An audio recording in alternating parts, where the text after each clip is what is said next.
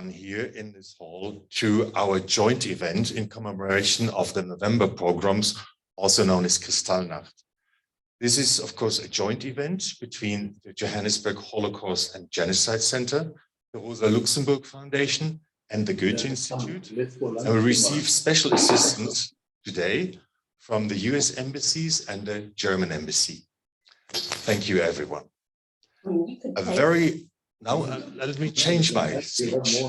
There's a reason for that. First and foremost, and in breach of all diplomatic protocol, I'd like to say a very warm welcome to all Holocaust survivors, their families, their friends, and supporters who are present here today and who are present online.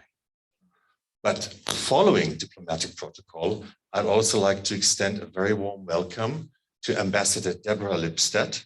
She is the United States Special Envoy for Monitoring and Combating Anti-Semitism. Welcome, Deborah. An equally warm welcome to our second keynote speaker, Christopher Browning, who will join us a little later on Zoom here from Seattle. And I believe it's very early in the morning from Seattle.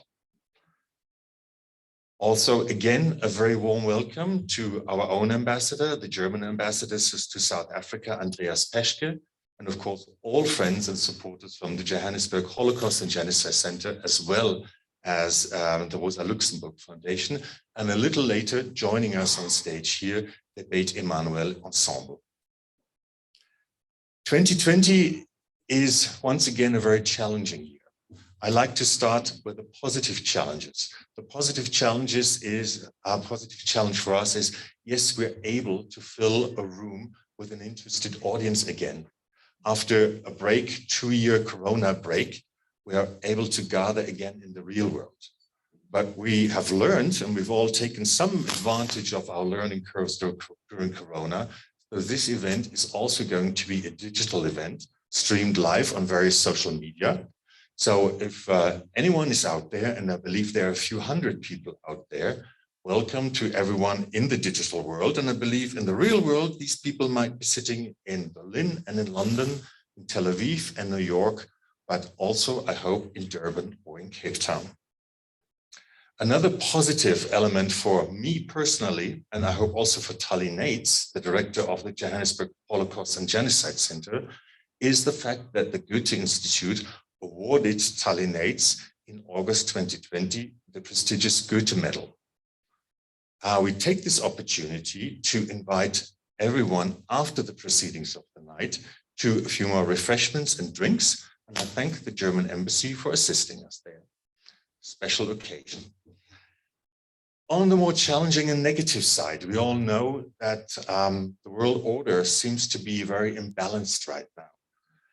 I personally never believed that I would see a war and monstrosities of the kind that are happening in Ukraine at the doorstep of my own country. We're witnessing a war almost 80 years after the end of World War II, and we're witnessing the fact that another nation is questioning yet another nation's right to exist.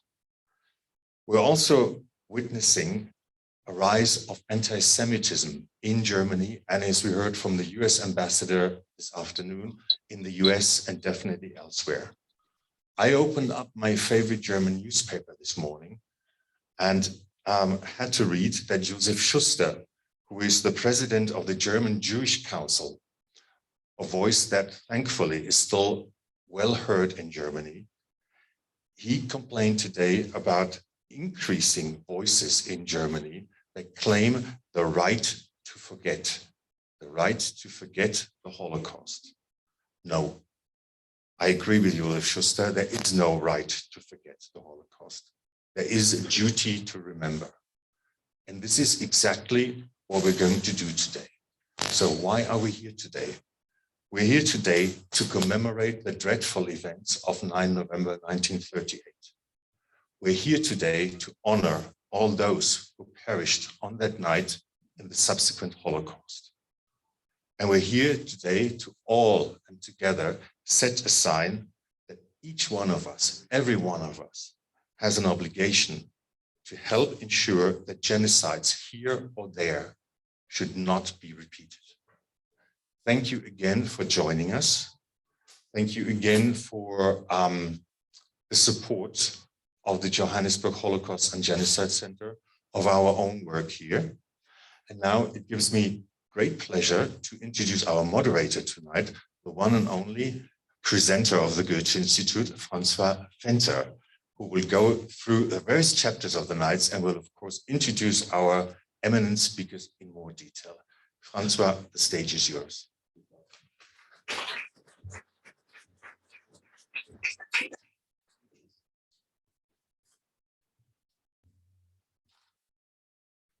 Good evening, ladies and gentlemen.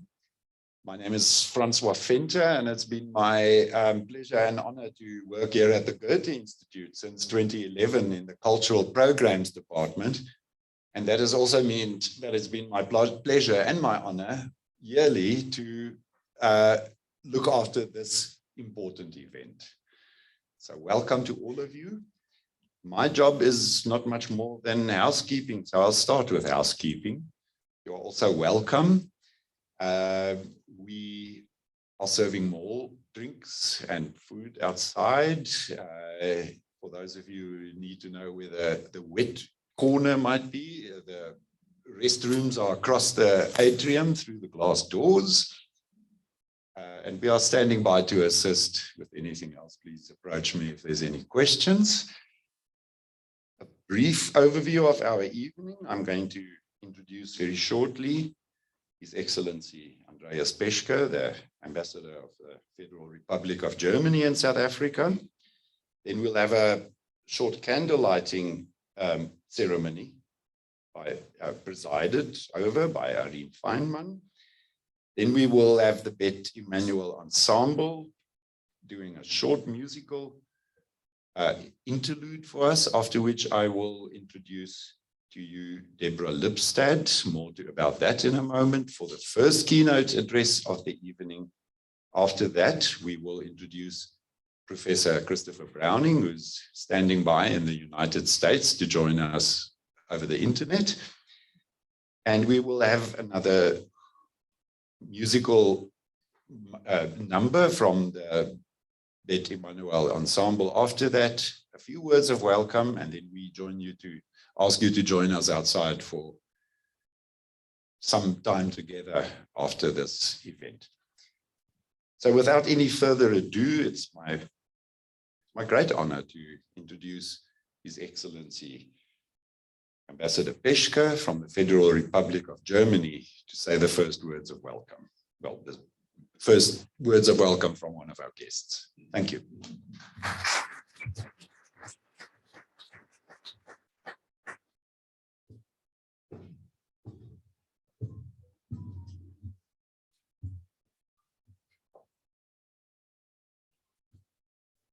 Dear Irene Feynman, dear survivors of the Holocaust, Ambassador Lipstadt, dear Tallinnates, dear Klaus Krischok, ladies and gentlemen, I am truly happy to see you all, and to say this greeting in one of the South African languages, I would like to say Sanibonani, which exactly means I see you.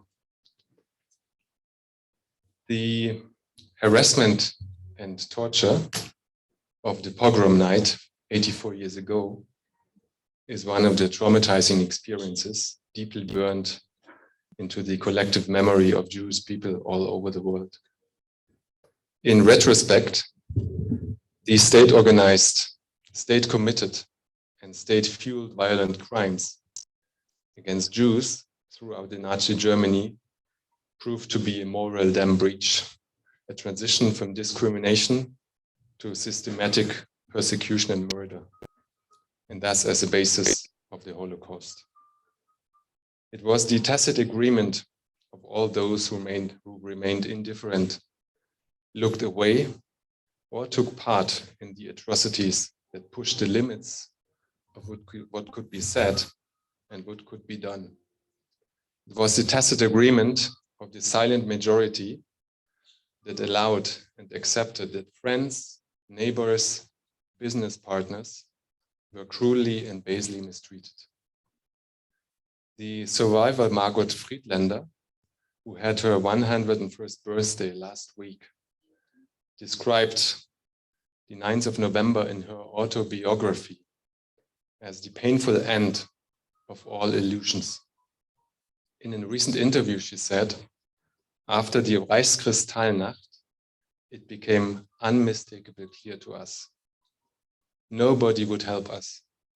Hitler would not disappear. It's us who would have to go. The time for self-deception was over. End of quote.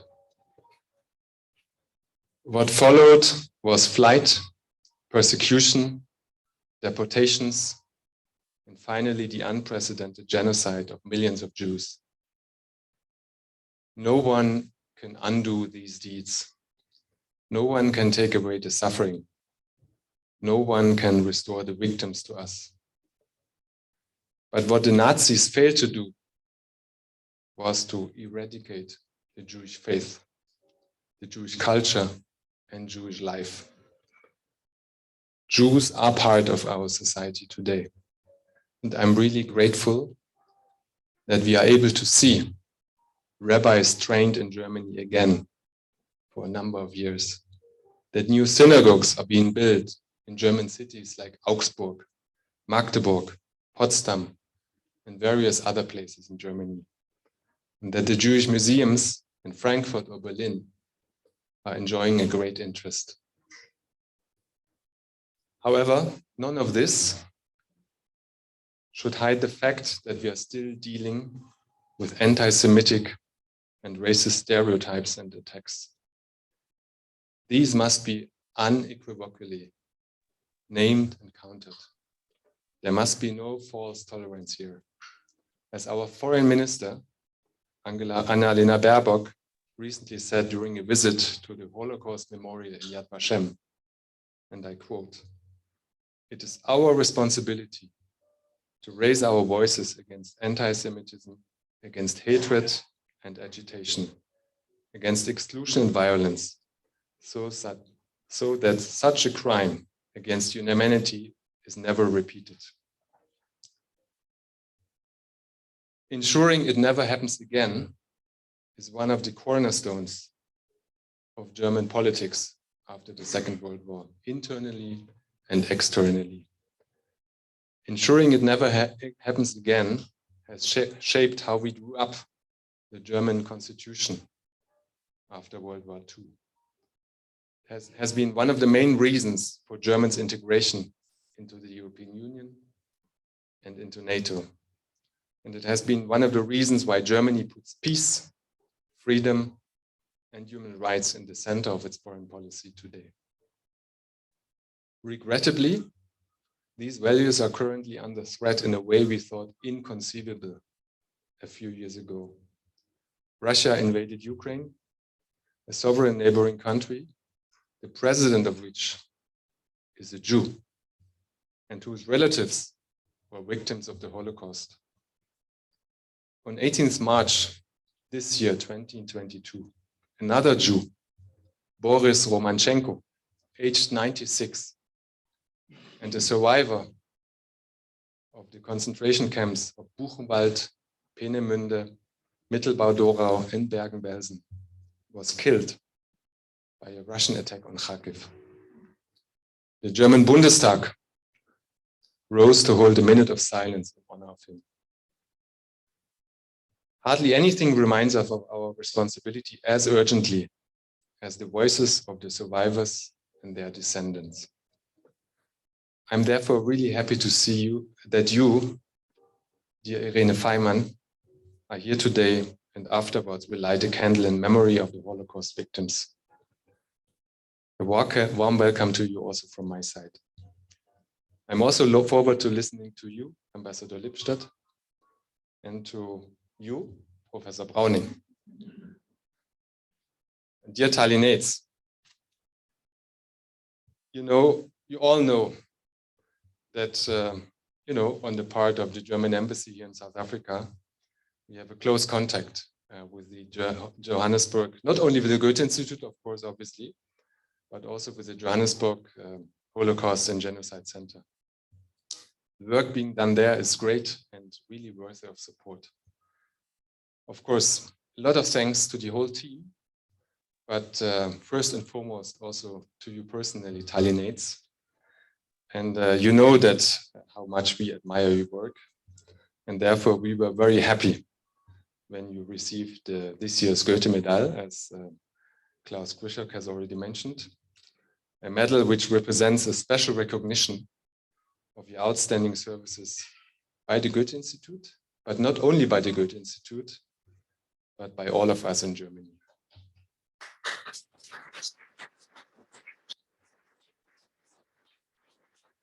Once again, a warm congratulations from all of us. Who does not know their history can neither understand the present nor the shape of the future. With these words, former Chancellor Helmut Kohl explained how Germany tries to engage with its past and to learn from the darkest chapters of its history. We will not let up in our efforts to continue along this path. Thank you very much. Siyabonga.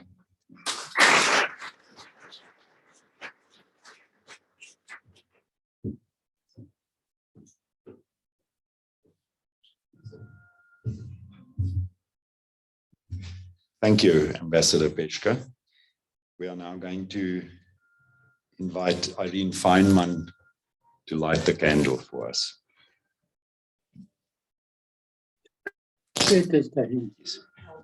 Candle lighting.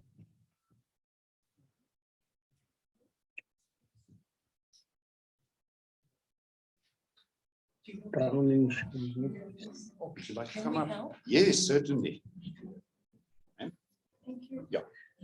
There you go. Thank you. Have you stairs for the distance? First read and then Irene will speak first and then light the candle. We can help you as well with that. Each one of you have a little candle under your seat, and you will see those electric candles. And when Irene is lighting her candle, you are all invited to light yours and think and reflect on what we are talking about and refraining today.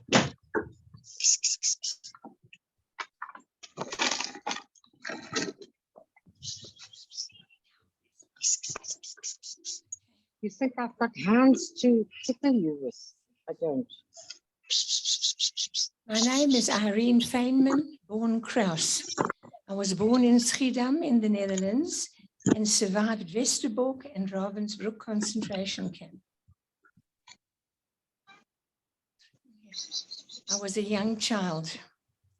Towards the end of the war, my mother and I were taken from Ravensbrück to Malmö in Sweden with the white buses. My brother Don also survived the Holocaust, but our father was murdered in Buchenwald concentration camp on his 43rd birthday, the 16th of March, 1945. I light this candle on behalf of all the Holocaust survivors living in Johannesburg.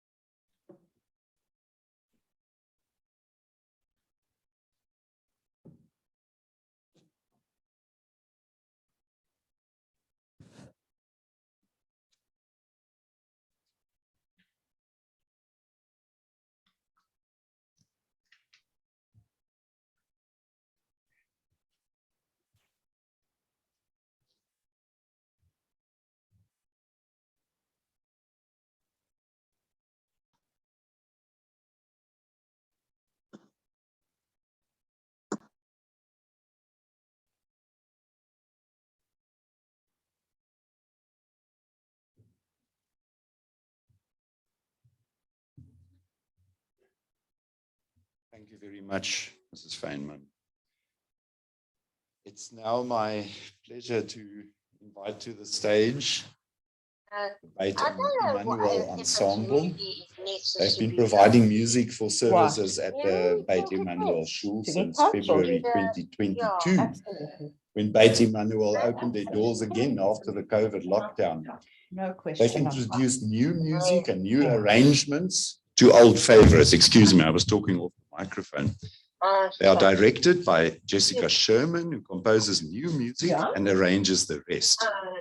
She has sung in shul choir since she was 7 years old.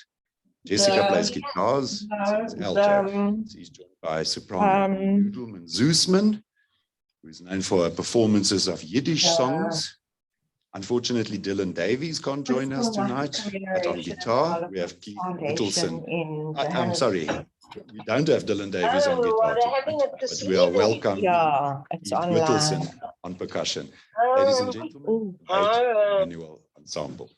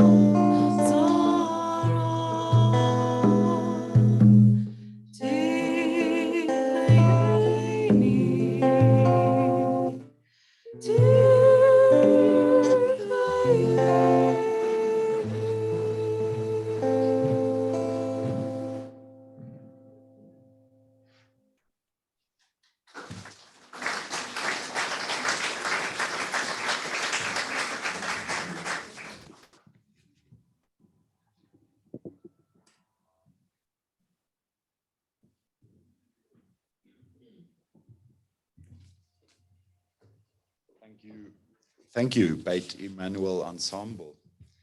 It's now my honor to introduce somebody that needs no introduction in this room, but it's great for me to be able to say that Tony Nates is the founder and director of the Johannesburg Holocaust and Genocide Centre and the chair of the South African Holocaust and Genocide Foundation. She has been the recipient of many awards, including the Czech Gratias Agit Award in 2020, the Austrian Holocaust Memorial Award in 2021, and yes, the Goethe Medallion in this year. She was born to a family of Holocaust survivors, and in fact, her father and uncle were saved by Oskar Schindler. I'm going to introduce or ask now Tali to the stage to say a few words. Thank you.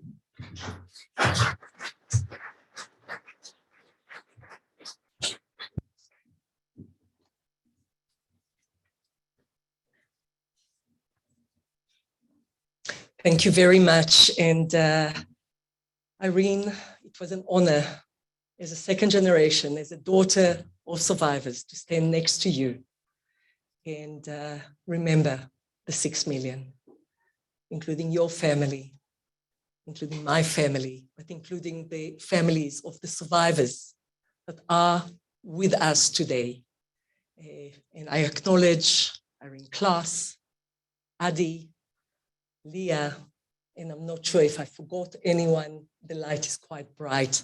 And of course, all those hundreds, amongst the many descendants joining us on Zoom. So I'll start by acknowledging our dear Holocaust survivors and their families.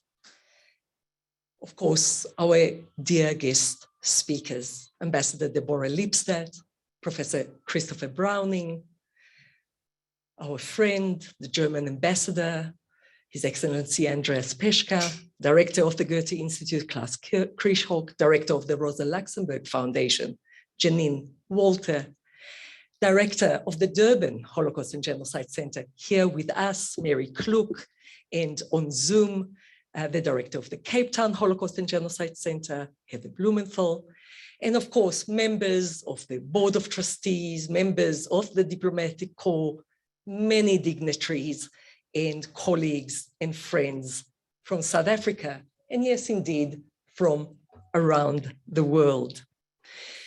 As the director of the Johannesburg Holocaust and Genocide Centre and chair of the South African Holocaust and Genocide Foundation, which is, just to explain, an association of 3 Holocaust and Genocide centers in South Africa, it is an honor to partner. It's now every year, and during COVID, indeed online, with hundreds of participants, to partner again with Goethe-Institut and the Rosa-Luxemburg Foundation, and really to commemorate together here in Johannesburg.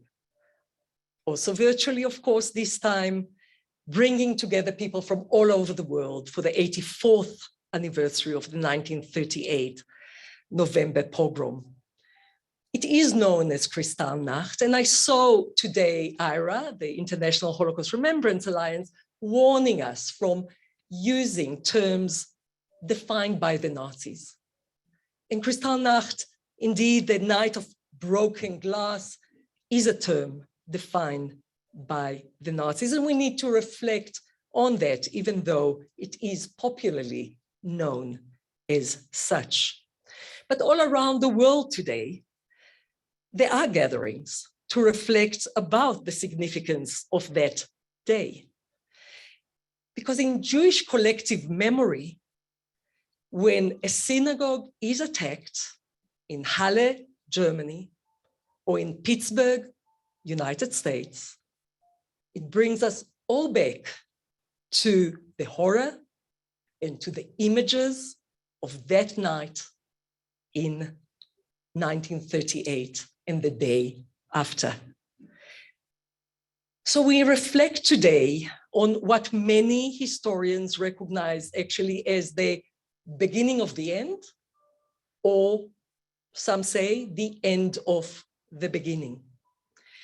Of course, persecution using legal and Nazi ideology fueled propaganda turned into violence on those 2 days, into terror and into murder. On the 9th and 10th November, anti-Jewish violence took place in Germany, but not only in Germany, in the Reich, and that means Austria and the Sudetenland at that stage. We all know, and I'm sure Ambassador Lipstadt will speak more about it, that in that pogrom, and that is according to the latest research, because as before this latest research, we actually quoted Nazi numbers. We actually quoted Reinhard Heydrich's numbers.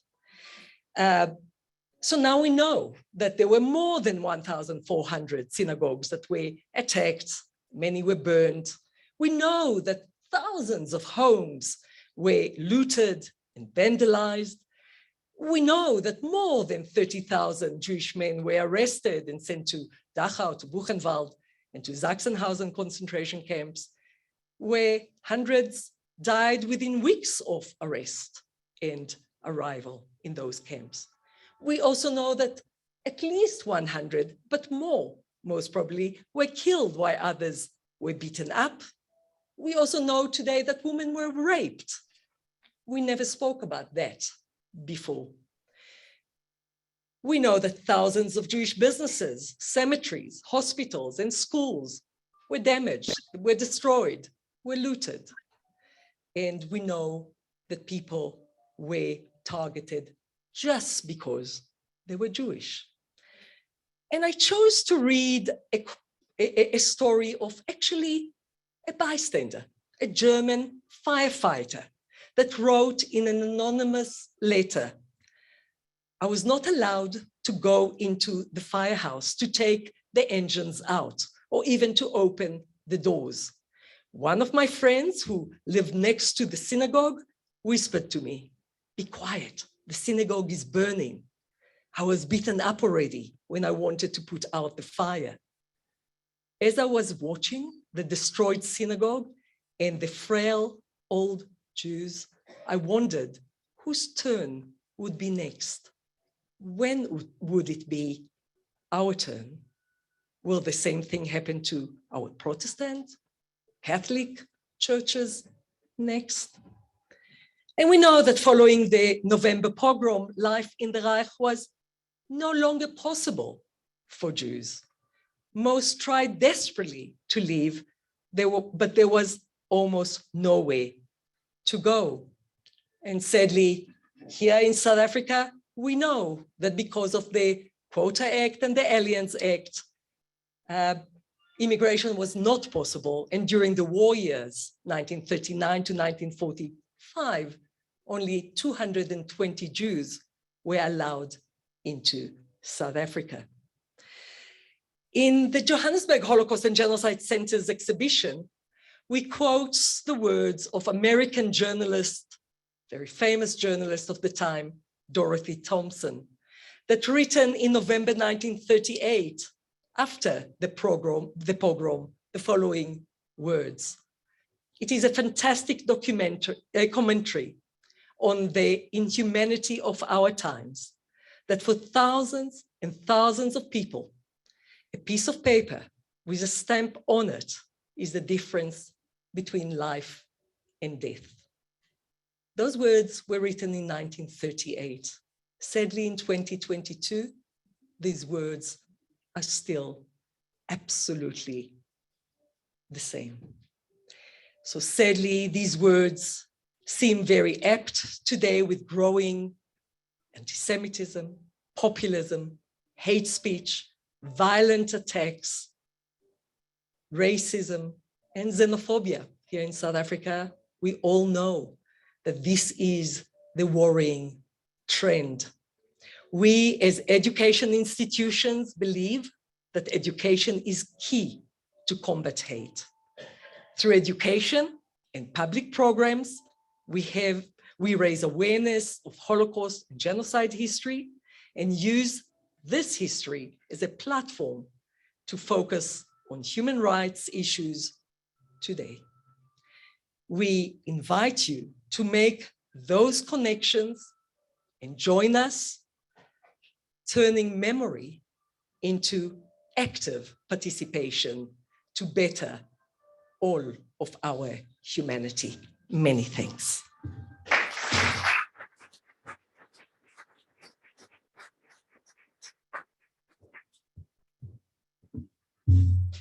Thank you, Dali.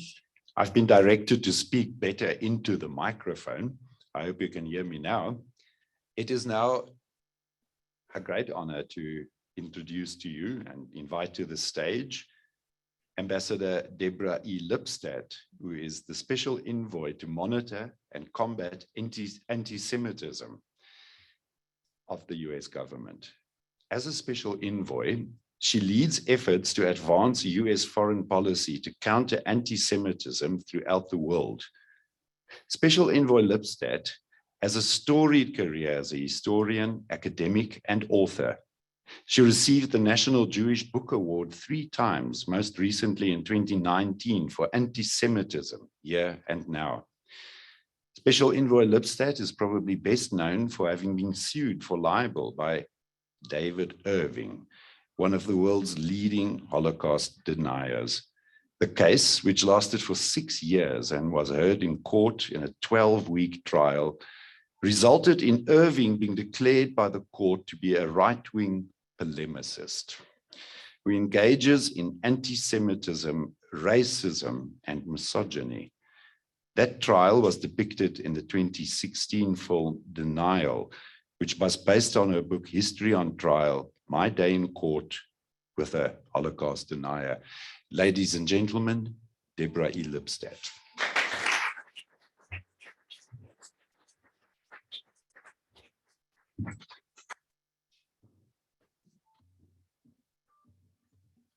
Thank you.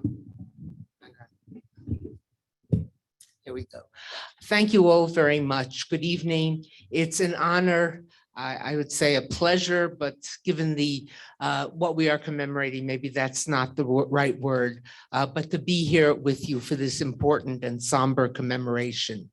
Before I say just a few words about the Kristallnacht or Pogromnacht outrage in Germany and beyond in November 9th, 1938, allow me first to express my gratitude to the organizers of tonight's proceedings, the Johannesburg Holocaust and Genocide Centre, the Rosa-Luxemburg-Stiftung, and the Goethe-Institut. I'm also grateful to my colleagues at the U.S. Embassy in Pretoria for their invaluable assistance with my 5-day trip to Johannesburg and Cape Town. Professor Browning, who I am told is somewhere off there in the Ethernet or this wherever, is a longtime friend. And for me, not only is he a good friend and a colleague, but he was one of the expert witnesses in my trial. I'm delighted to be with you once again. I only wish it was 3-dimensional and not one-dimensional. And Mrs. Irene Feynman, thank you for being here. Thank you for lighting the candle. Thank you for your personal reflections and all you have done and continue to do to educate the next generation about the Shoah.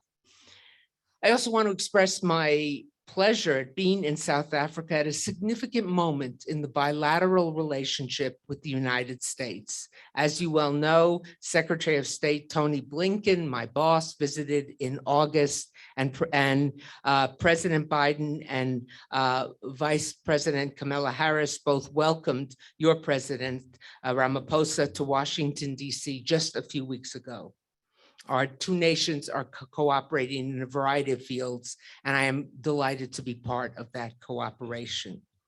But let us turn tonight to some words about Kristallnacht, as many of us call it, wrongly so, Kristallnacht, and really it was a pogrom. It was, as Tali mentioned, both the end of the beginning and the beginning of the end. But I think, first of all, to step back and put genocide in a bigger context, a larger context. Genocide, it doesn't matter what genocide, whether it was the Holocaust, whether it was the Armenian genocide, whether it was the Rwandan genocide, it never begins with acts of killing. It always begins with words. Words sometimes slowly building up, often accompanied by actions, but the perpetrators test, certainly in the case of the Third Reich, certainly in the case of Germany under the Nazi regime, they tested how far they could go. In 1933, with the firing of Jewish judges, with the firing of teachers, with the firing of Jews who worked in the legal system, with the prevention of doctors from having their treatment of patients covered by insurance, moving up to 1935, when Jews were disenfranchised by the Nuremberg laws and were no longer citizens of Germany. And many Jews at that point said, okay, it's terrible, but that we can live with. But it didn't end there. It continued after that with violence on the street, but limited violence.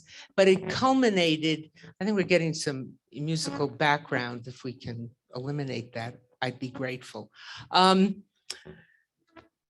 But then came the events, the pogrom. It was a pogrom of November 9th, 1938. It was preceded by the murder in Paris by Herschel Greenspan of a German embassy official. Greenspan had heard his parents had been deported. His parents had lived in Germany. His family had lived in Germany for decades, but they were not citizens. And at the end of October 1938, the Germans deported many of these Polish citizens to an area on the border of Poland, where they actually lived outside and lived in horrendous conditions for an extended period of time. Greenspan got a note from his family describing their conditions. Distraught, he went to the German embassy with a gun and murdered the first official he encountered. Word came to this official hovered between life and death for a number of days. And then on the 9th of November, he died. It just so happened at that time, that was the anniversary of the failed putsch of the early 20s, the initial Nazi attempt at overthrow of the Weimar regime. Hitler happened to be in Munich with the leaders, the veterans of the SS. They were to gather that night. He went to the restaurant where they were meeting at one of his favorites. Word came that the official had died. He sat separately with Goebbels, talking extended time, and then he left and went back to his hotel. In his speech that night, Goebbels to the assembled SS veterans, he talked about the death of this official and how violence was going to break out in all of Germany, spontaneously break out. It gave new meaning to spontaneity in that how it followed a pattern. And from the highest orders, it was not to be interfered with. We heard the story of the fireman who was told he could not take out his fire engine to extinguish the fire, and that happened throughout Germany. It gave a new meaning, as I say, to spontaneity. It followed this pattern. But the fact of the matter is that this was planned. This was not just, let's go. They had the list ready of who was to be arrested. It was the synagogues that were to be burned. It wasn't planned to every detail, but this was something that was waiting to happen, and this became the excuse to make it happen. What about the world's reaction? And it's really that I want to focus on for the next few minutes.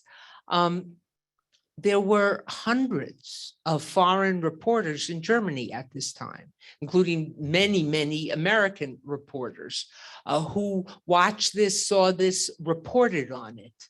And the news of this outbreak was front page news, certainly in the American press, for a number of days, and in certain cases, a number of weeks thereafter. It wasn't as if people didn't know about the previous persecution. It had been made very public. It was all quite public. But this outbreak of violence and the burning of these magnificent synagogues in the center of the cities, and some very plain, simple synagogues, but the burning of hundreds and hundreds of, well over 1,400 of synagogues, shocked people. It not only shocked the American reporters and the British reporters and the French reporters and the other foreign reporters who were there, but it shocked the Germans, the German citizens, who felt that it's okay to persecute, but this public kind of persecution, this out of control kind of persecution, this was not the German way. This disturbed them deeply. And that's why many of us call it the end of the beginning. And I think of it more as the end of the beginning, because the persecution did not stop after that. Of course, it became far worse. It went from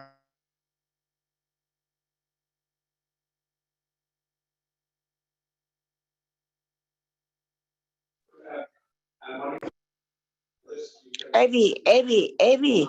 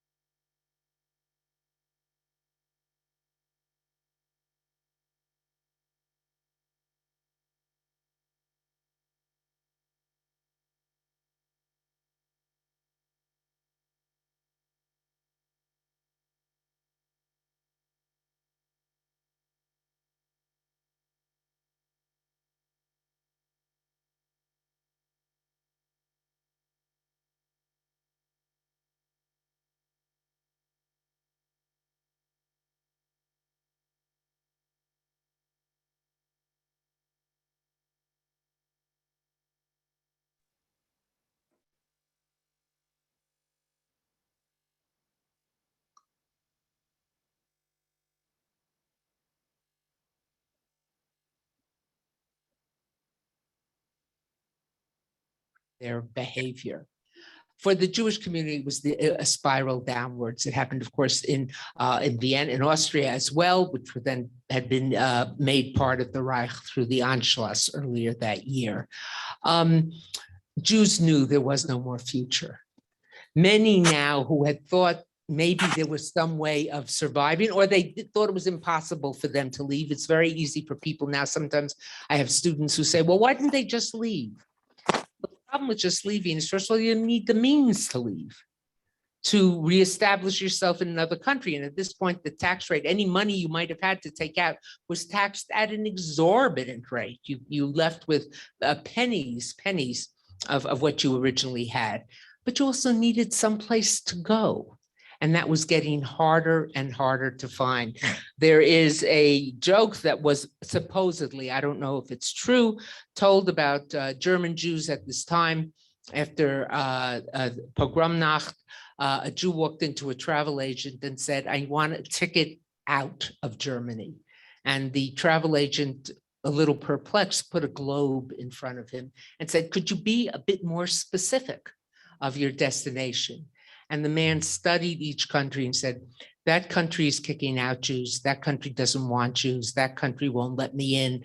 And he kept turning and turning. After he finished studying the globe very carefully, he lifted his head and said to the travel agent, do you have anything else to offer?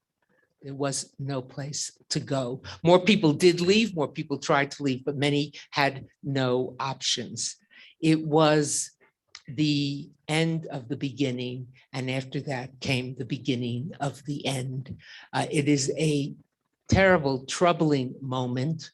One likes to think, let me speak now as an American, and some of you may have seen the recent documentary by America's greatest documentarian, Ken Burns, America and the Holocaust, a 3-part series in which the State Department, with which I am now affiliated and for whom I now work, it does not come off very well.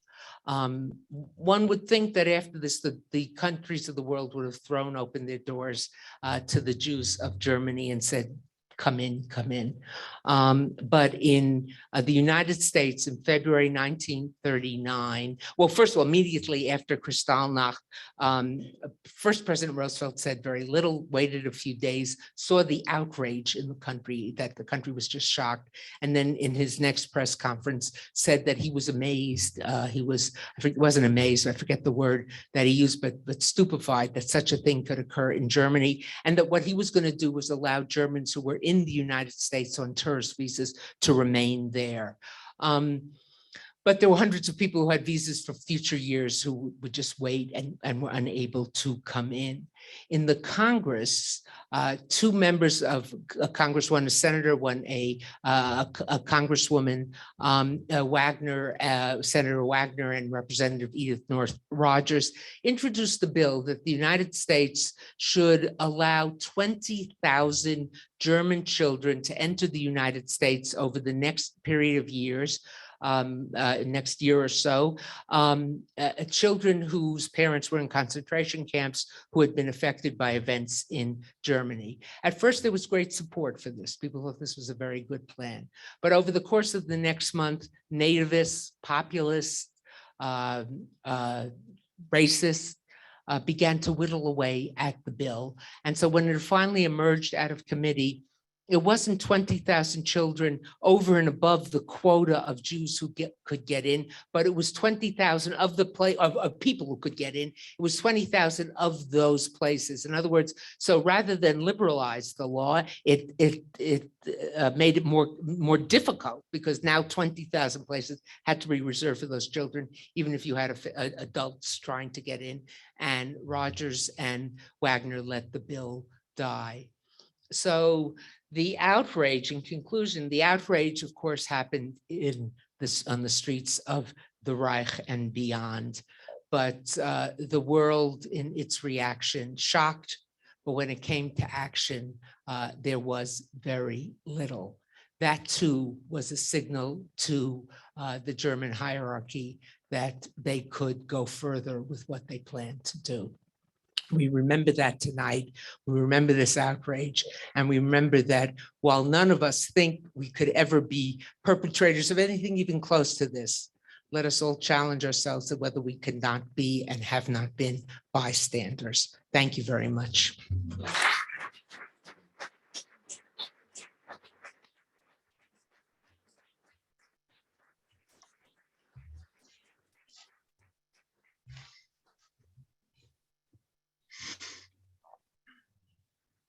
Thank you, Deborah Lipstadt, for that really, really important and significant contribution.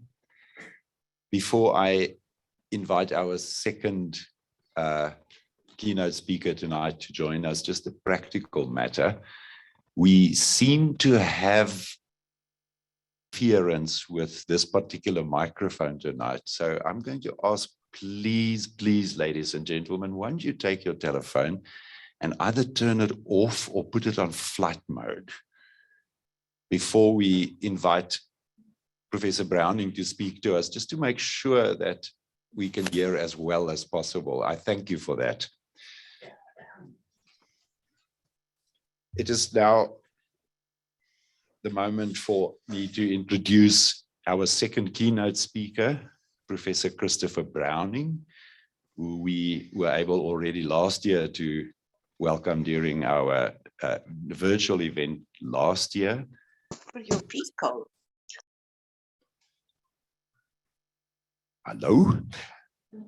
Professor Browning was the Frank Porter Graham Professor of History at the University of North Carolina, Chapel Hill, until his retirement in May 2014. He has served as an expert witness in war crimes and Holocaust denial trials in Australia, Canada, and Great Britain. In 2000, he was an expert witness in the David Irving's libel suit against Deborah Lipstadt in London. He's a three-time recipient of the Jewish National Book Award Holocaust category for Ordinary Men, The Origins of the Final Solution, and Remembering Survival. It is my great honor to introduce now and ask for Professor Browning to give us his contribution. Professor Browning. Thank you very much. I'd like, first of all, to thank the organizers of this event, and especially the indefatigable Tally Nates, who has been the one that I've been in contact now for a number of years in helping me to bridge the hemispheres to speak, even if remotely, to South Africa. I'd also like to, of course, thank my friend Deborah Lipstadt. It was about 45 years ago, in fact, that we first met, when she was at her first job at University of Washington, and I was at my first job at Pacific Lutheran University in nearby Tacoma. At that point, we're still both of us working on our first books. I don't think either of us had any notion then of how Holocaust studies would develop as an academic field, nor the various ways and places that our paths would cross. In any case, the thing that I wanted to talk to you tonight about is, in fact, one of the major developments in the emergence of Holocaust studies, and that is the rising importance of eyewitness survivor testimony as an historical source. In the first stages of writing about the Holocaust, historians overwhelmingly depended upon the Nuremberg documents, the documents that were captured and collected for evidence in the trials in the immediate post-war period.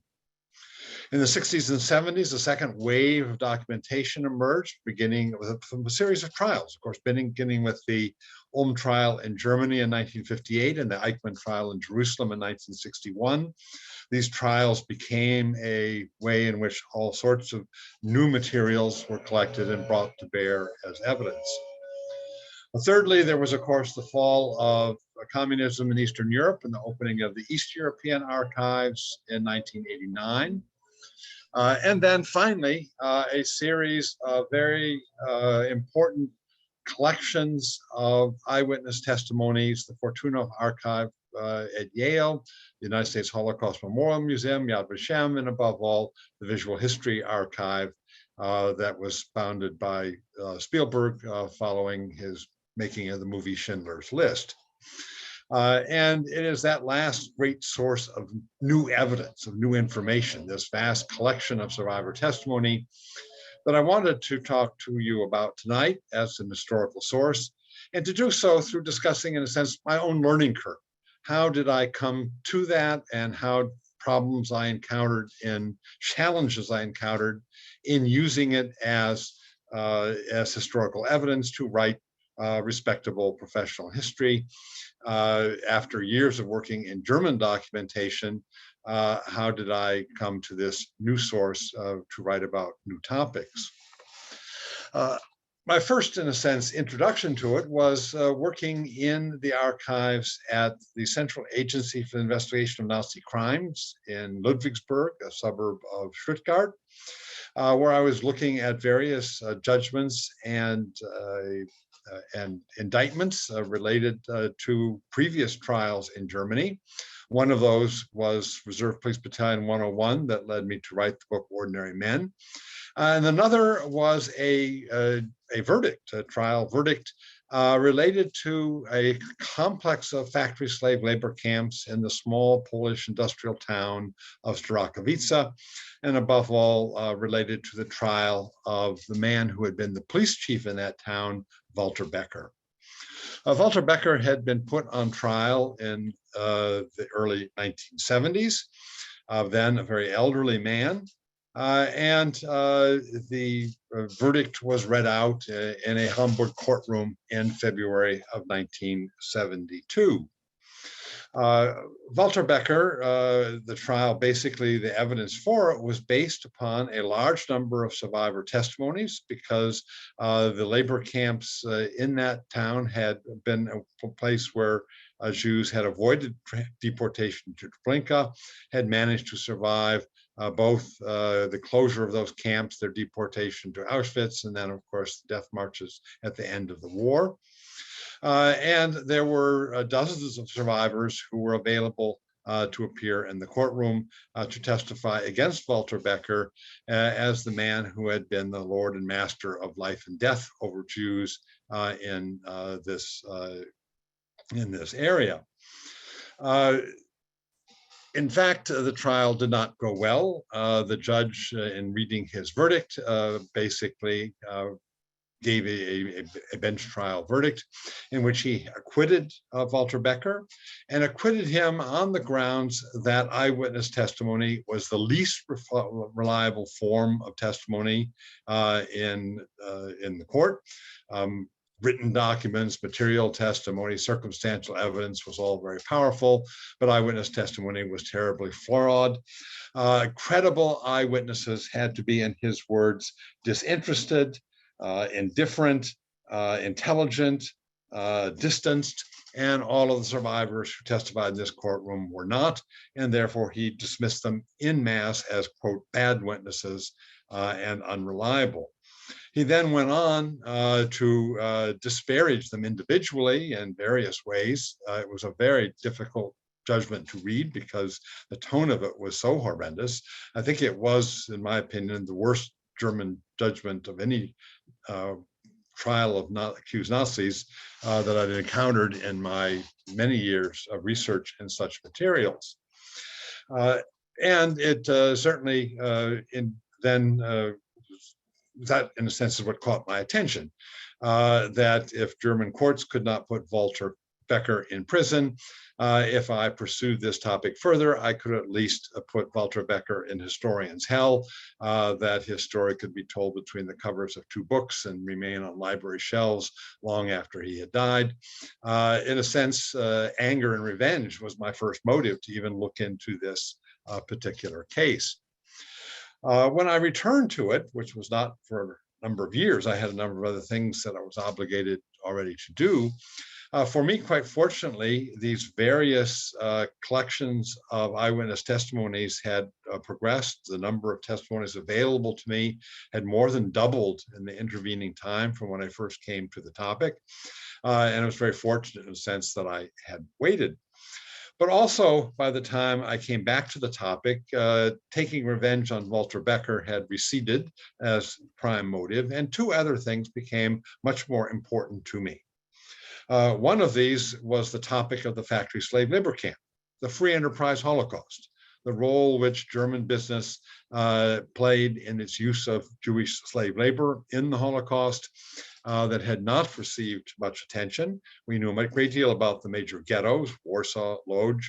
We knew a great deal about the major camps, but the factory slave labor camps, these were privately built camps by big corporations from Germany in various countries in Europe, where they rented their slaves from the SS. These were literally slaves. These were people who were property of the SS, rented on contractual basis to corporate Germany, who of course used them then as they wished. They paid the SS for their slaves. They of course did not pay the slaves for their labor. But the whole phenomena of factory slave labor and the factory slave labor camps became one reason why I saw that this was a real gap in our knowledge of the Holocaust. And the second was the challenge of using eyewitness testimony given years, even decades afterwards. Writing history about the 1940s on the basis of testimonies given in the 1990s. How can an historian do that? How do you sort out the difficulties of forgetfulness, of amnesia, even in the best of times, and then with people who had experienced traumatic events such as this, even more difficult. So the challenge of figuring out how survivor testimony could be used and use it to write reliable, respectable professional history was going to be one of the major intriguing aspects, I might say, of this topic. Over time, I eventually collected the testimonies of one or more of 292 survivors from this complex of camps.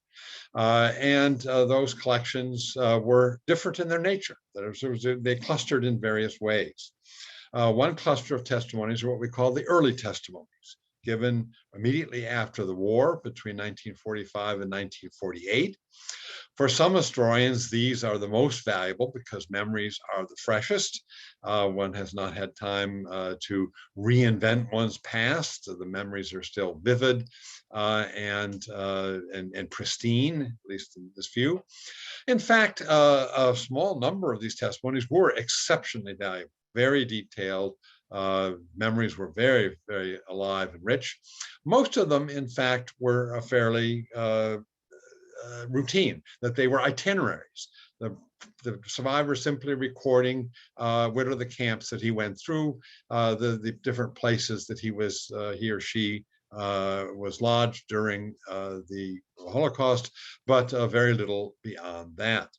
So, in fact, early testimonies were a mixed bag. A few of them were exceptionally valuable. Most of them, in fact, were not terribly key. Then there was silence. In the 50s, there's very little done in terms of collecting testimony. And then in the 1960s, as German courts began to gear up, the Central Agency for Investigation of Nazi Crimes is founded in 1960, and they then began preparing these trials. And key for many of the investigators preparing the trials was locating survivors and interviewing them. 125 survivors from the Strachwitz camps were interviewed in the 1960s. And these were exceptionally important, both for beginning the process of taking survivor testimony in a systematic way, but also because they had a unique focus. I would later find that most survivor testimony, of course, is about the survivors themselves, about their families, about their town, but not much about perpetrators. You can read a number of survivor testimonies in which no perpetrator is even named. But the German judicial investigators, of course, were collecting evidence for a court. And they needed to get the details about what each perpetrator had done. It was not only necessary to record what they had done, but in enough detail that you could infer the motives behind their behavior. Because for German law, conviction for murder, which was the only crime still not beyond the statute of limitations, murder and accessory to murder, you had to either prove a base motivation, anti-Semitism, race hatred, or exceptional cruelty, and in a sense, a gratuitous treatment of the victim.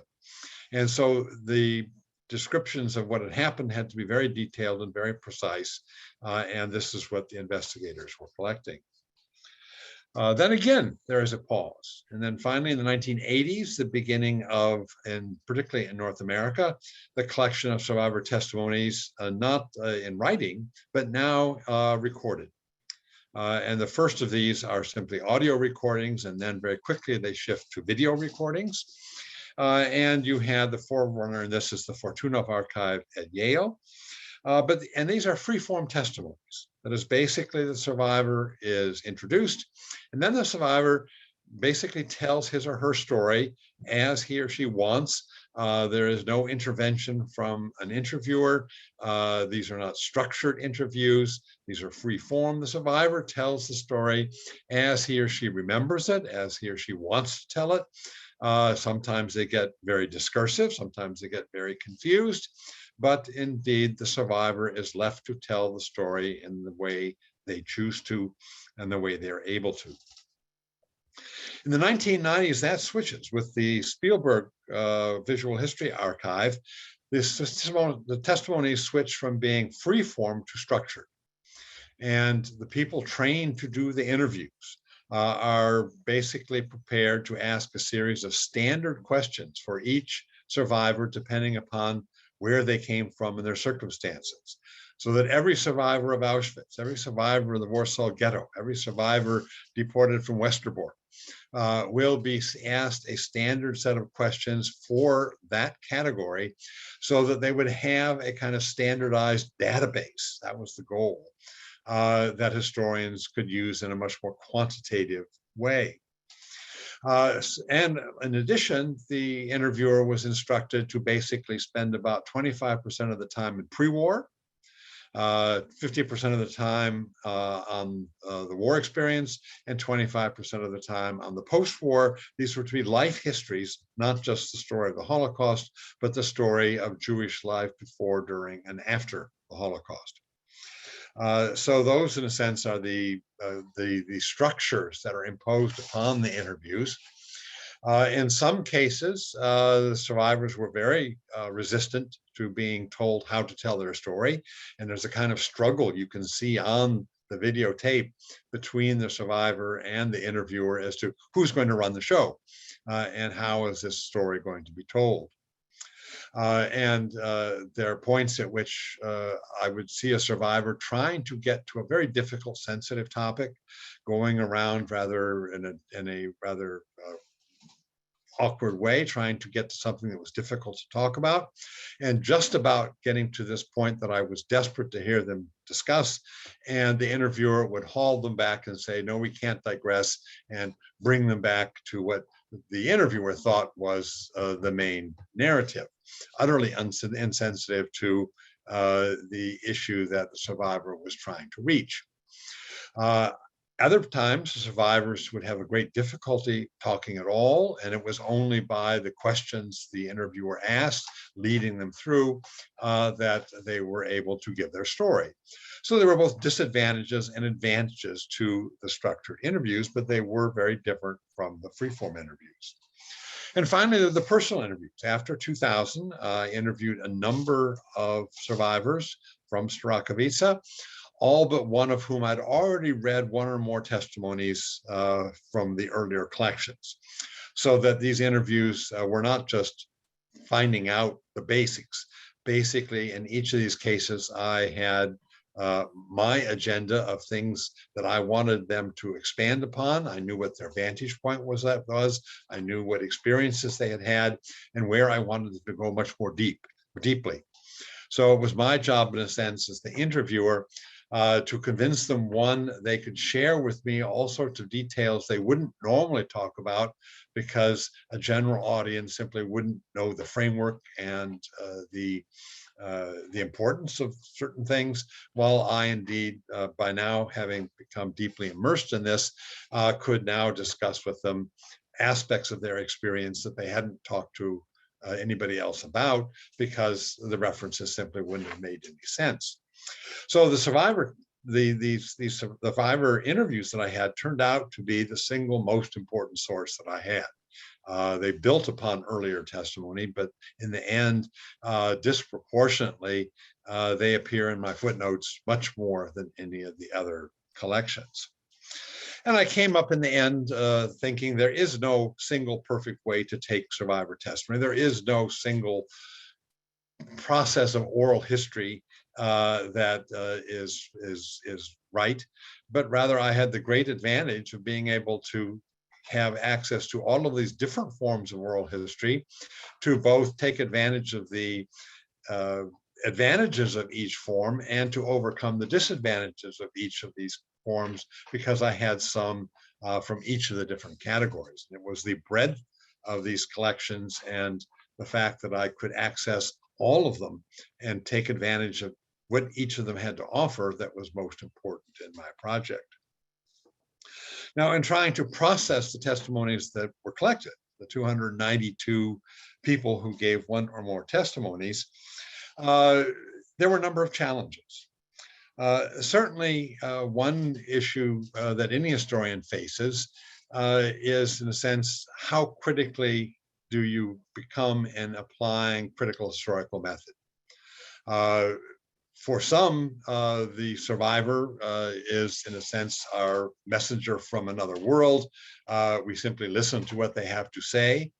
We hold them in awe, but we do not interrogate them. We do not question them. For others, the survivors are simply flawed human beings with flawed memories, and given those frailties, you trust written documents much more than you would any survivor testimony. And I found both of those extremes unacceptable, that I had to find a method whereby I certainly credited the survivor testimonies, but I also had to be critical of them. And in particular, I knew that where people had accepted survivor testimony without testing, without applying the methods of critical historical analysis, the results were very unhappy. Let me give you two examples. Benjamin Wilkomirski wrote a book called Fragments, which was a bestseller, in which he purported to be virtually an infant survivor, one who had gone through the camps at 4 or 5 years old, and then had certain fragments of memory that he now was relating. That the book became a sensation. He was feted various places, had a whole night to talk at the United States Holocaust Memorial Museum, and became a celebrity until a very diligent Swiss journalist was able to establish that Will Komirski was born after the war in Switzerland and had never been a survivor. This was not a memoir. This was a product of fiction. And that the whole Will Komirski bubble, basically busted. But we could have saved ourselves a great deal of embarrassment if people had been much more critical of and been willing to apply critical methods to his product much earlier. For instance, Raoul Hilberg from the very beginning just simply said the book's a nice piece of fiction, but nobody listened to an historian. They didn't want an historical analysis. They wanted to celebrate him. And that turned out to be a mistake. There's, of course, the case of Ivan Demjanjuk, the Cleveland auto worker, who when survivors from Treblinka were shown a photo spreadsheet of Fedorenko, who was being tried. They also, on the spreadsheet, were other photos of actual Travniki guards. And a number of them pointed to Demjanjuk and said, that's Ivan the Terrible of Treblinka. And on the basis of their testimony, even though the photograph that they were shown was attached to an ID card that said he had served in Sobibor, not Treblinka, and that he had not come to Sobibor until 1942, or pretty late. He could not have even been in the camp system to be any remote chance that he had been Ivan the Terrible of Treblinka. Nonetheless, the survivor testimony was accepted. He was denaturalized, sent to Israel. He was convicted of being Ivan the Terrible, sentenced to death. And then while the case was on appeal is when the archives of the Soviet Union began to open, that his defense attorney and team got into the KGB archives, where they established beyond any reasonable doubt that even Demjanjuk was Ivan the less terrible of Sobibor, not Ivan the Terrible of Treblinka. And he had to be acquitted by a very courageous Israeli Supreme Court that reversed that decision, sent back to the United States, and 20 years later, he was finally sent to Germany and tried as Ivan of Sobibor and convicted for that. It was clear that if one takes survivor testimony but is not critical of it, you are not doing Holocaust history any service. You, in fact, are going to embarrass Holocaust history and discredit it. We need to use survivor testimony, but we need to use it with care. We need to use it with critical analysis. Certainly in terms of my expectations, I would say I was going to be surprised. I had assumed when I began the project, or was just getting into it, that several things would happen over time, given the points at which the survivor testimonies were given. I assumed on the one hand that as time progressed, the survivor testimonies would become more bland, flatter, the nuance would disappear, the more difficult, sensitive topics would be erased, and you would increasingly go towards a kind of black and white caricatures and less nuance and subtlety, and less dealing with sensitive and difficult topics. They would become more sanitized and less anguishing in reading some of the topics. The other thing I assumed was that the Starokovica survivors would give increasingly homogenized testimonies, that the survivors basically split in three groups. The largest survivor community went to Canada and clustered around Toronto.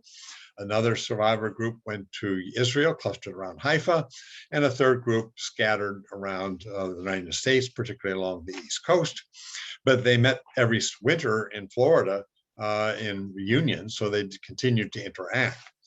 And I had assumed that over time, there would emerge an increasingly homogenized American story, a homogenized Canadian story, and a homogenized Israeli story, as the survivors talking to one another, but not to the others, would get a particular story that they all agreed on, but it would be increasingly divergent from the other two. I was wrong in both of those. One was I did not get divergent American, Canadian, and Israeli stories. The consistency between them is very strong, and they did not change much over time. As time went on, I had thought, the memories would change, but in fact, from beginning to end, there was what I would call a strong core memory, and that the core memory remained stable. And so if you have a large amount of testimony, you can in fact arrive at a very stable, enduring core memory, even if all sorts of survivors have individual stories that differ in some way. Nonetheless, the core memory is quite consistent and confirmed. What I also found is that the stories did not become more bland and less willing to deal with difficult subjects. In fact, in several ways, it took 50 years or 40 years before survivors were willing to talk about some very difficult things. Sexual violence, rape, does not appear in the early testimonies. It does not begin to appear until basically the late 80s and the early 90s. Whether this was because they're raising families and they simply can't be talking about those things when they're in a family framework, but after the kids have gone, after they've reached old age, after they look back, they can begin to process and to verbalize sexual violence that they had experienced, or whether it's because language had changed. I think right after the war, in the immediate period, decades, the 50s and 60s, rape was something that you experienced as having been mugged in Central Park. But that rape was not a sexual experience that came out of an asymmetrical power relationship that didn't involve overt violence, but was nonetheless coerced. And of course, most of the relations between men and women in the Holocaust were utterly asymmetrical in power. And much of what happened was not the exercise of brute force, but the extortion that results from asymmetrical power that allowed sexual violence to occur, but was not seen as or understood as rape in the early period, but increasingly was later. So sexual violence certainly is something that becomes more visible in the later testimonies, and an example of a very difficult, sensitive topic that is increasingly rather than decreasingly discussed in the late testimonies. There were a number of other challenges, or I should say, I guess I said this way. As I went through these, it became increasingly clear to me, of course, that there's a difference between the event itself and the memory of the event. And that in a way, I was engaged in a kind of excavation project. I was uncovering layers of memory.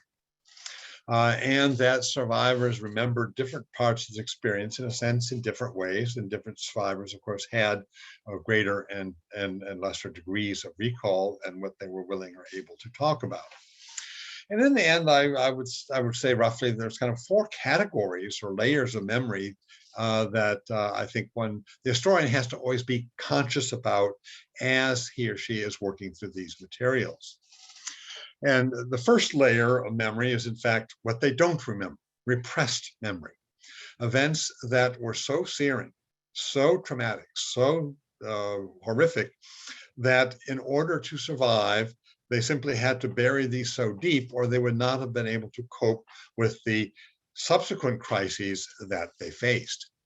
Now, obviously, I can't talk to survivors about what they do not remember. But I became aware of the likelihood of there being this whole layer of survivor testimony, not through my Holocaust research, but through the experiences of a member of my family. I had an uncle who was in Singapore in February of 1942 when the Japanese captured the island. He had managed to get his family on the last boat across the Indian Ocean, his wife and very young daughter. But he himself had chosen to stay, not to desert the people that he was working with, naively thinking as a civilian, that wouldn't matter. Well, in fact, of course, the very first thing happened is they arrested him as an enemy alien and put him in the infamous Changi prison, where a number of the survivors from the Bridge on the River Kwai camp ended up as well. Barely survived the war at half his body weight. And at the end of the war had absolutely no memory that he had chosen to stay. He could not have survived 3.5 years, under those circumstances if he'd been beating himself up every day about the naive decision he had made not to get away when he could have.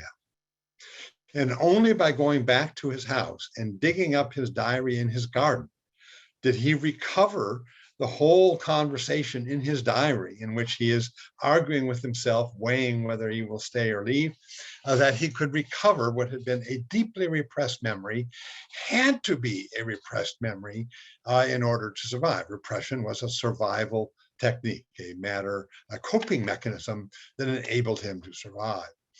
So analogously, I am assumed that there are lots of survivors that have a similar phenomenon of a layer of repressed memory. The second layer, I would say, is secret memories. Again, experiences that are so difficult, so taxing, that the survivor has not told anybody else about it. Now, we all know from reading survivor memoirs that there are confessional moments in which the person in the memoir say, for the very first time, I am now talking about. And they, in a sense, reveal what had been up until that point a secret memory. And it usually is, of course, a very, very difficult experience that understandably someone would have a great deal of trouble sharing with any other human being. A third layer of memory is what I call communal memory. And this was particularly prominent among the labor camp survivors in Strachowitz, where the survivors themselves often cluster together after the war and will talk among themselves about things that they each know they can talk about because the other one will understand. But they have a tacit understanding that they cannot talk about these things to people outside the survivor community because they wouldn't understand. And they would make simple judgments that were inappropriate and that would be negative and reflect badly on the community. So that as, again, a defense in the sense of the status of survivors, they stay away from topics that they instinctually realize outsiders would not be able to contextualize and to understand and would make negative judgments about, but which they can talk about with other survivors quite openly. And then finally, I have what I call the public memory, and that is those things that they share openly. The various histories that they give on the audio tapes and the recorded tapings, the statements they make to investigators, what they write in their memoirs. These are all public memories. But over time, you can, of course, shift from one category to another. What I found over time was that what had one time been a secret memory could become a public memory. What had been communal memory could become a public memory as people began to talk to outsiders about what previously had only been talked about with other insiders. So those aren't stable categories, but they were layers, and the dividing line between them could shift back and forth. There were two final challenges that I had in dealing with the testimonies. In a sense, things that a historian has to be on the lookout for. One of these is what we call collective memory. Now, collective memory, in a sense, is the memory of a community years after an event in which they have emphasized certain aspects of their experience, and they've either forgotten or diminished other aspects of their experience in order that the experience, in a sense, is useful to their current circumstances. Collective memory is often, in a sense, as much a reflection of the period in which the survivor or the witness is living, and that as it is of the time in which the event actually took place. and of course, that can change over time as well. Now, in my experience, in terms of looking at the testimonies of the survivors, collective memory became most important in terms of divergences, not for the Holocaust experience itself, but for the pre-war. And so let me explain this a little bit to give you the example. Among North American survivors, the people who had settled in the US and in Canada, when they spoke about the Jewish village or town of Wierbstik, which was the Jewish town adjacent to the small industrial town of Strachowitza, where the ghetto was before the ghetto was liquidated and they're moved into the either deported to Treblinka or moved into the labor camps.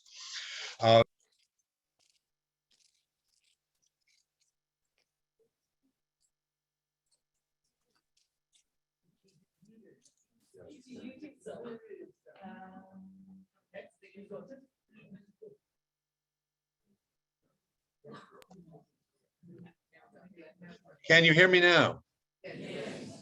Okay, sorry, I don't know how how I suddenly became muted.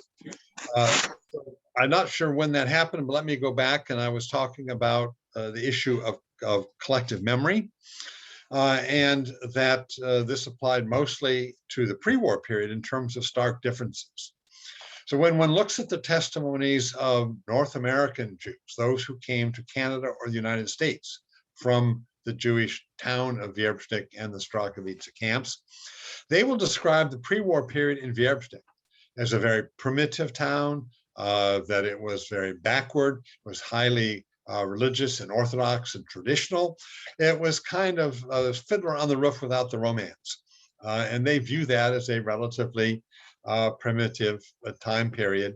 I mean, it was rich in its Jewish traditions, but it is also for them viewed in a sense as pre-modern almost. If one looks at the testimonies of those who moved to Israel, they describe Wierbstik in the 30s as a hotbed of Zionism, that it was active with its Zionist youth groups, Zionist soccer clubs. They can remember when Jabotinsky came to a nearby town and they all flocked to hear him, that they were all proto-Zionists before the war. And that this was a very Jewish community becoming modern and becoming very much, in a sense, the seeds of who they were after the war in Israel were already there in the 1930s in Wierbstik. Now, of course, for Israeli Jews coming to Israel after the war, often diaspora Jews were viewed in less than flattering ways. And so to invent their Zionism as having pre-war origins, or to emphasize, not that it didn't happen, to overemphasize that aspect of their memory and to de-emphasize the degree to which this was a very traditional Polish Jewish community, was more comforting to their circumstances in Israel in the 60s and 70s. That wasn't necessary in the United States. And so you have these two different ways of telling about the 1930s Wierbstik, different collective memories of the pre-war period. The second thing that the historian has to be on guard about is what I call incorporated memory. That for survivors, of course, they had their own experiences, but then again, they are often talking with other survivors. They are also reading books. Many of them want to become, in a sense, amateur historians of their own experience. They see documentaries, they go to lectures like this one, and that they become very informed about the Holocaust because it is of great personal interest to them. And the issue becomes the one of how does one preserve the wall of separation between what they themselves experienced during the war and what they learned after the war, and the ability not to commingle those, not to incorporate post-war knowledge into their memories and to make them think they experienced things at the time that in fact they did not learn about until after the war. And this is particularly, I think, more prominent when one gets to iconic moments, when one gets to aspects of the Holocaust that are constantly iconic tropes in the literature and in the documentaries. Let me give you maybe the key example from my own experience in this project. Certainly one of the most famous iconic moments in virtually every Holocaust memoir and in many Holocaust movies like Schindler's List is, of course, deportation to Auschwitz, arriving at the ramp, being taken out of the train, with the guards and the SS yelling "Raus, Raus," being lined up as men on one side, women and children on the other, and marched past the doctor, who is almost invariably Mengele, though we know there were many doctors who had to rotate on the ramp, but Mengele is the name that they learned about after the war. So it is Dr. Mengele who they mention. And that Mengele with his stick points left, right, and women, children, and elderly and people who can't work are sent to the gas chamber, and maybe 25% of the transport are sent into the work camps, particularly young men and young women, and maybe even middle-aged men. This is there, of course, in Valley-Wiesel Knight and Primo Levi's survival in Auschwitz, and many other accounts. It is, in a sense, the shared experience of almost everyone sent to Auschwitz. Now, in the case of Strachowitz, because it was already a labor camp, when the prisoners of Strachowitz are sent to Auschwitz in the summer of 1944, when the Red Army is approaching, they don't know the Red Army is going to stop at Warsaw and wait and not resume the offense until January. They think, the Germans think, and the survivors think, that the Red Army is just a week or two away, and that the Nazis therefore evacuate these central Polish work camps, Radom, Czestochowa, Strachowitz, and send them on the train to Auschwitz. For the SS, these are internal, an internal transfer, and so sending prisoners from one camp to another didn't necessitate the standard reception of a transport from Hungary, where you did have the big selections. These are already prisoners who are in the work camps.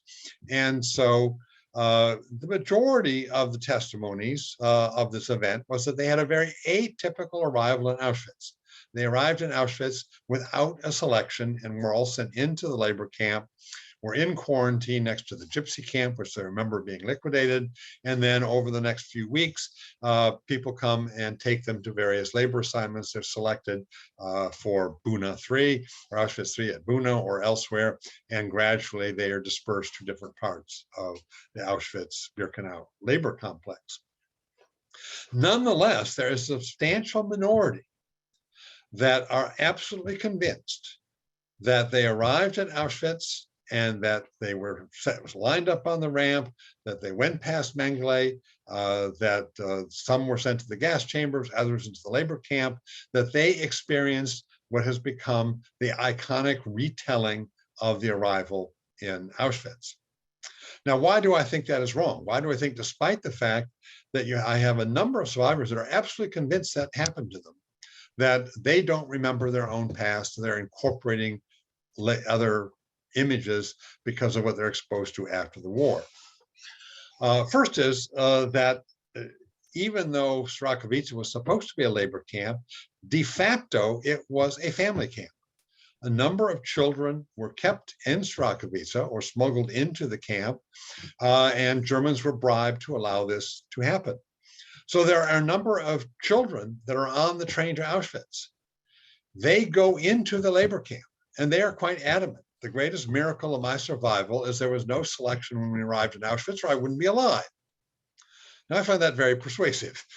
And secondly, of course, how would you have a majority of the prisoners who have an utterly atypical memory? That is, we arrived at Auschwitz and there was no selection. We went directly into the camp, if that had not been the case. So here's a case where I have to hypothesize incorporated memory and make the judgment that, however sincere, a significant number of survivors are giving me testimonies that are wrong. And even though I was not there, and I'm just a historian 50 years later reading through their testimonies, I'm making the judgment that they don't know what happened to them and I do. Now, that is a difficult thing to do, but I have to make a choice because I have two different accounts that cannot be reconciled. You either had the selection on the ramp or you didn't. And as an historian, I have to use the critical tools of historical analysis to make a decision about which of those testimonies I will judge as reliable and which do I think in this case have succumbed to what I would call incorporated memory. So those are the challenges, I think, that that historian faces when using this material. I think it's absolutely essential to use it. There are so many aspects about the Holocaust that we would not know if we had only written German documents. We have almost no documents from the labor camps at Strzałkowice. We would have no history of these camps that would be worth writing if we didn't use the survivor testimony. And even if it means an historian like me must make imperfect judgments, must take certain risks and do the best I can, knowing that clearly in some cases I will not make the correct one, but most of the time, hopefully I will. It is nonetheless more important to use the testimony carefully than to either not use it at all or to use it without being critical and analytical about it. Looking back, I would argue, in fact, that all historical evidence is problematic in some ways. There's no historical evidence historians use without being critical and analytical about it. The important thing is we know what the problems are that we have to deal with, and that it's very important to use survivor testimony, but at the same time to be conscious about how we have to deal with it, how we have to be careful about it. But in the end, it nonetheless remains an absolutely indispensable source to deal with so many aspects of the Holocaust, which otherwise pass into oblivion. And indeed, if we want never to forget, we have to use those testimonies, but we have to use them carefully. Thank you very much.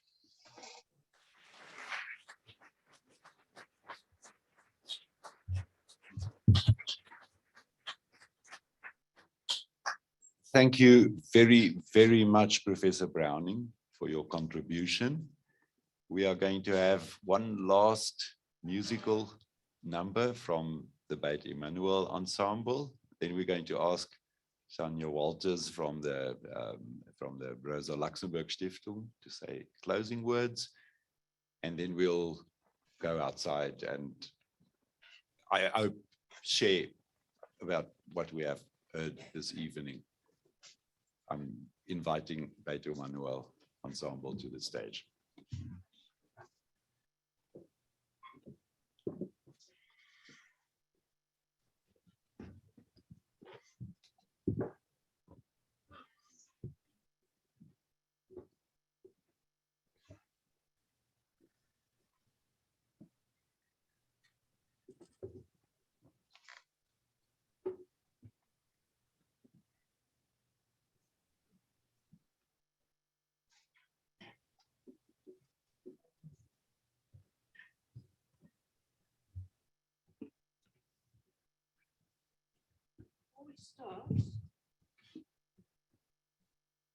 Before we start, I'd just like to thank you for inviting us tonight and to tell you that the first song that we sang was a chant by Rabbi Shefa Gold.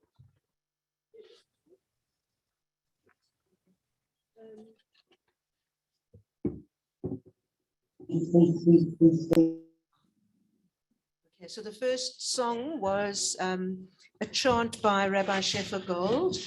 And now we're going to sing something which I hope most of you know and that you'll join in. It's the partisan song.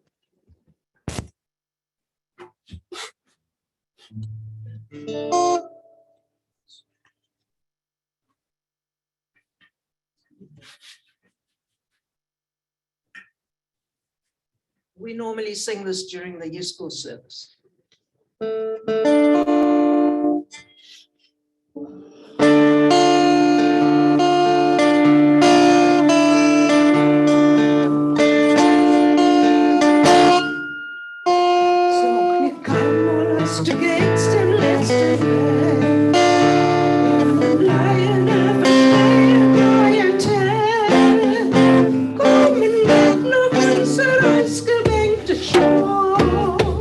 Sweet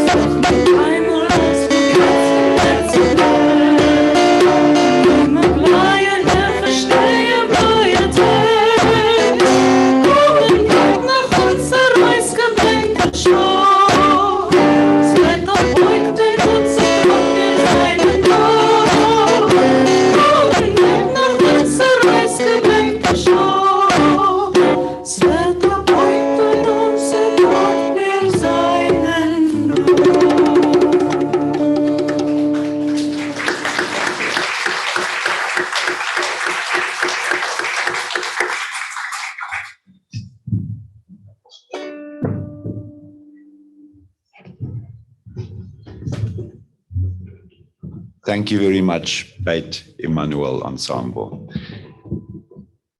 I'm now going to invite Janine Walter from the Rosa-Luxemburg-Stiftung to the stage to say closing words. And then we'll go outside.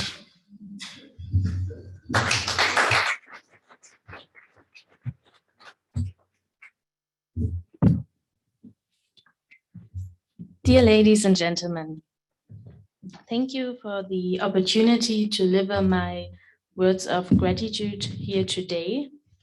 I would like to thank the Johannesburg Holocaust and Genocide Centre, the Goethe-Institut, and the Beit Emmanuel Ensemble.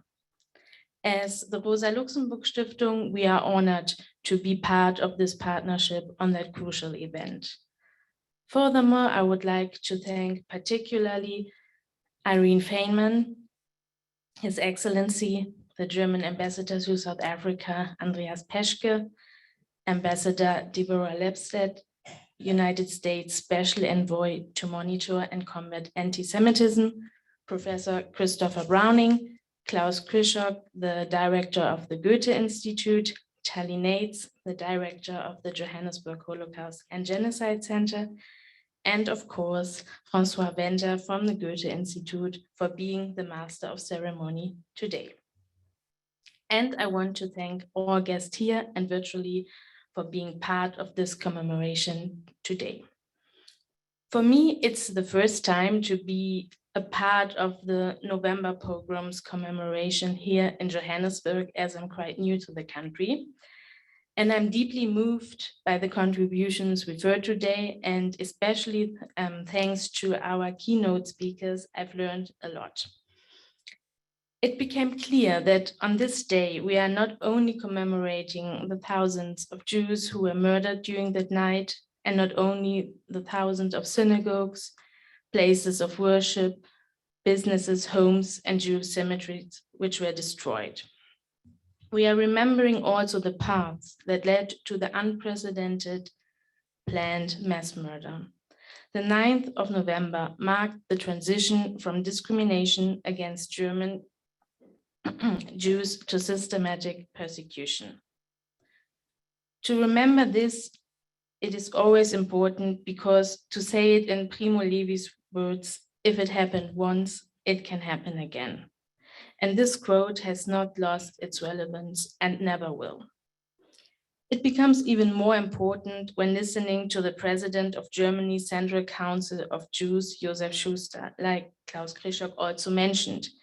He just said that the knowledge about the pogroms of 1938 and about the Shoah in general is declining, and he called for a living remembrance culture. This underlines once again the importance of this commemoration. Thank you very much for your attention.